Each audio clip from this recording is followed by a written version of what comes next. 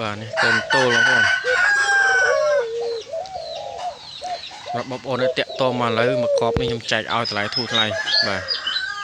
មកកប់នេះខ្ញុំគិតតាមកកប់នេះតម្លៃវាតា80000នេះបាទស្មើនឹង$20តែអត់តាញីឈ្មោះណាបាទតាក់តមកលឿនខ្ញុំចែកឲ្យមេបាសលេងធំកែមខ្លាំងញាប់បងប្អូនឆ្លាញ់កែមខ្លាំងញាប់ទៅលោកនេះមិនមែនទល់ទេពង2តែញាស់1បាទពង2ញាស់1អត់1ណាបងប្អូនចង់បានតាក់តមកឥឡូវមកចាស់ស៊ីចណៃបាទ10ថ្ងៃទៀតអាចបំបែកឲ្យបានអាចបំបែកផ្ញើបានបញ្ចុះតាក់តមកតែបញ្ជាក់បាទតម្លៃ80000ហ្នឹងគឺខ្ញុំអត់ធានាញីឈ្មោះទេនិយាយរួមទៅតម្លៃនេះគឺតម្លៃលោកញីក៏ទិញអត់បានដែរបងប្អូនបាទតម្លៃ$20បាទ80000គឺបើសិនជាញីក៏យើងអត់អាចទិញបានដែរតម្លៃនេះ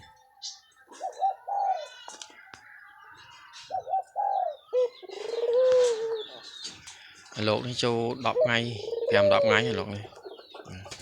ចឹង10ថ្ងៃទៀតចាស់ស៊ីចំណីខ្លួនឯងអាចផ្ញើជូនបងប្អូនបាន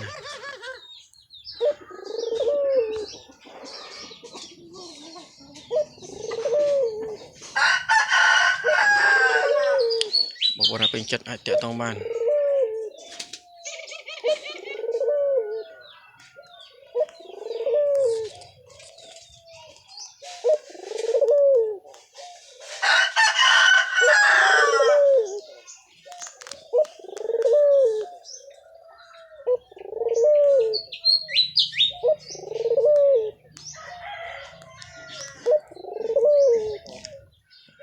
កងជើងមានលេខប្រមាណនេះបងប្អូនភ្លេចបាត់ហើយ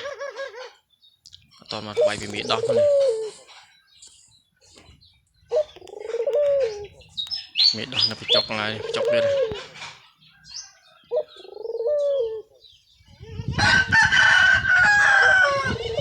បងប្អូនពេញចិត្តអាចតាក់ទងបាន